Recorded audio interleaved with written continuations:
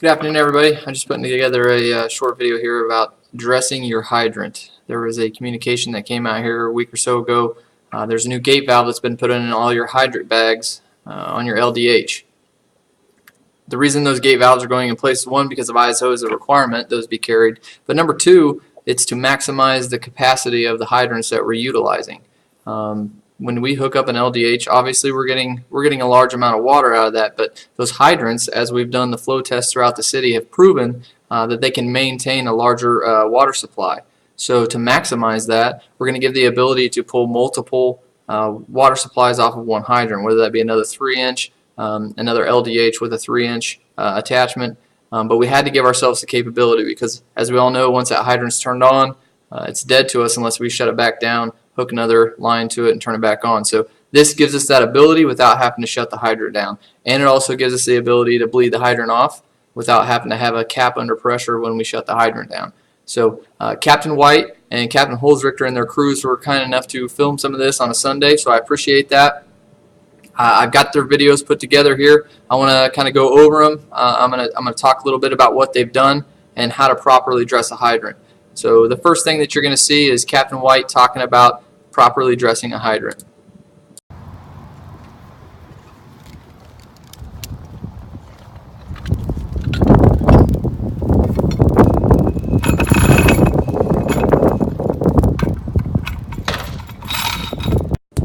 As you can tell, he's loosening both the LDH and the 3-inch connection.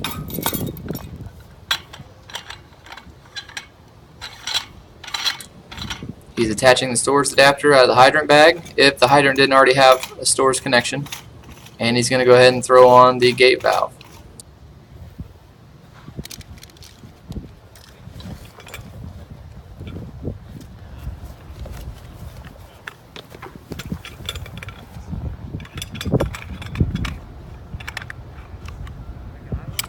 He goes ahead and makes his LDH connection, and at this point in time he would start to turn the hydrant on to bleed it off.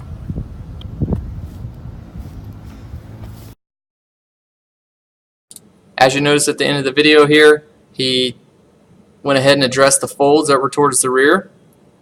When we talk about properly dressing a hydrant, what we're talking about is giving the water a free place to flow through.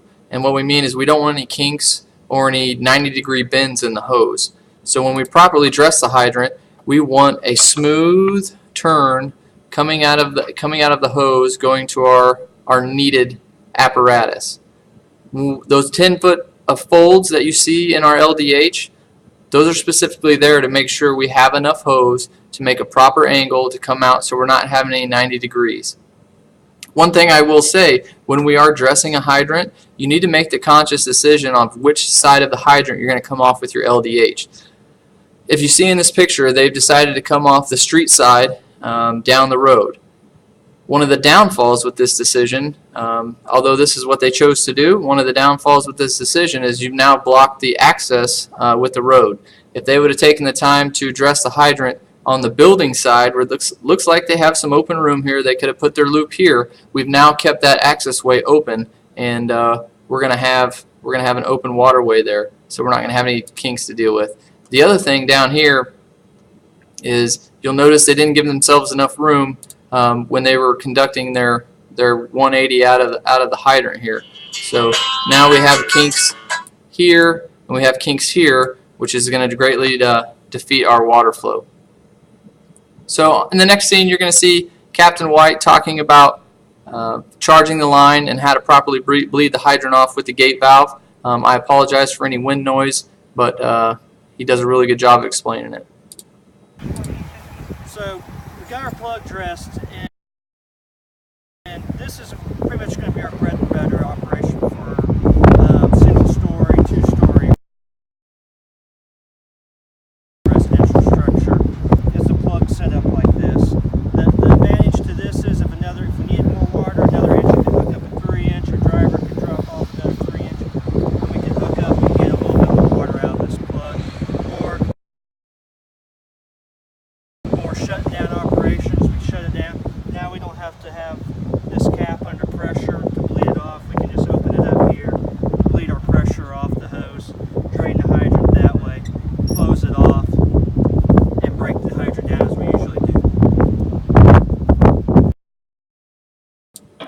as you can see in the video, he's hooked up his LDH. He's attached his gate valve to what would be the building side that he's determining is the building side of the structure. He has a 3-inch line laid there, so he can go ahead and do a 5-3 lay, which is just an LDH and a 3-inch line to both be used for water supply when we're trying to maximize the volume and the capacity of this hydrant. So that's one thing you want to be mindful of when you're attaching these gate valves and you have a 3-way hydrant like this. You need to attach it to the side that's going to be out of the roadway, so that way if there is another company coming in behind you to lay from that same hydrant, or you have a 3-inch line there that you're going to utilize as well, you would go ahead and you would put the gate valve on this side if this was the building side or the yard side, whatever you want to consider it, and if this was the roadway side. So as right now, as Captain White's explaining this, he's determined that this is the out of the way side, and that's where he's going to lay his supply lines. The next video you're going to see, he's going to talk about the completion of the dressing of the hydrant. Okay, so here we've dropped off our 3-inch 2. We've laid the 53, a 5 and a 3. What we're saying here is we have a downtown fire, any commercial building fire, or a high-rise fire that we want to maximize our water supply. Okay, so we've already got it pre-hooked up here from the last video. We're going to go ahead and charge it. We got this gate valve shut because we don't want to.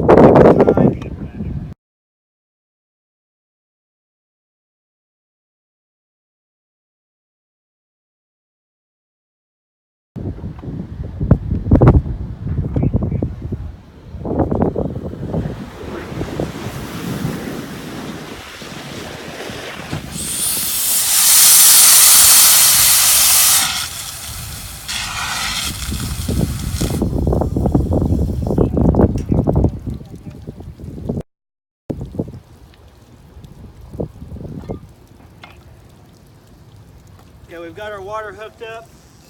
Our driver's hooking up the 3-inch 2 right now. We could come here and hook this up.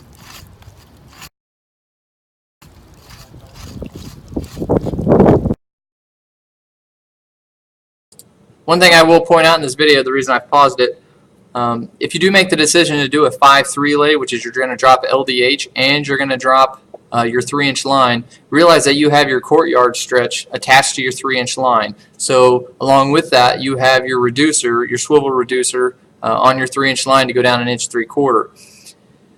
The gate valve is going to have a male end on it. Your 3-inch line is going to have a male end on it. If this is something you are going to utilize, you are going to need a double female to be able to make that connection right off the bat. So you're going to need to be mindful, unless we make the determination to put a double female on the gate valve right out of the gate in the hydrant bag, which that is not the point right now. But if you do decide to do this and you're needing that large water on a commercial downtown fire, or just there's a lot of a lot of fire on a residential structure, you're going to lay 2 water supplies. Just be mindful as a firefighter when you're wrapping that hydrant, you're going to need to snag a double female.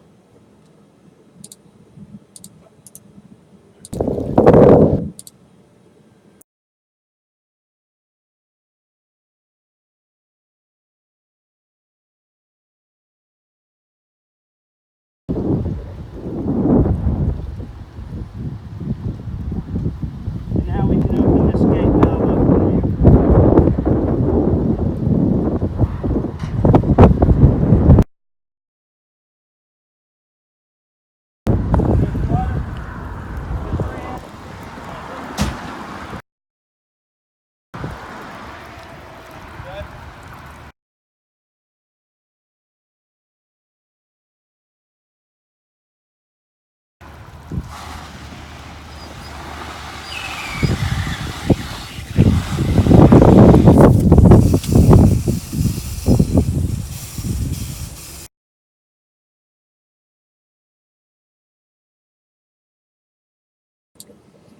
Another thing to remember as a driver using this operation, if you are going to drop 2 water supplies, your firefighter does have the ability to turn the hydrant on. He's not going to be able to stop the flow through your LDH, so that should be your #1 connection. We know that.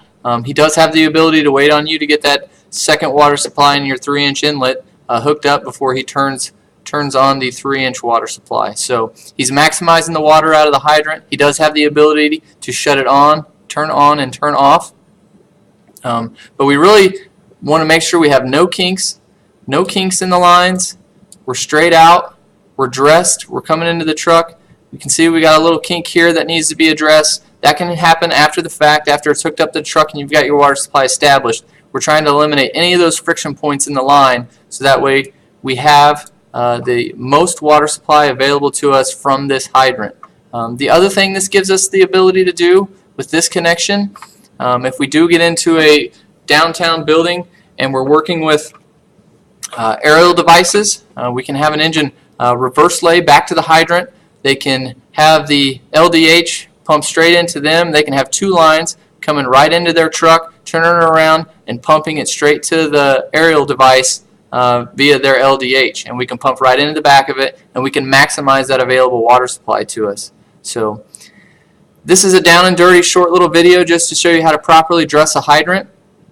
Remember, when we're dressing a hydrant, this is what we're looking for. We're looking for that nice swoop, obviously on the building side, not on the street side, but we're looking for that nice little loop coming out of the hydrant, going to our water supply, eliminate any of those kinks. We're leaving everything open for the next in engines, or if we have another water supply line to be hooked up.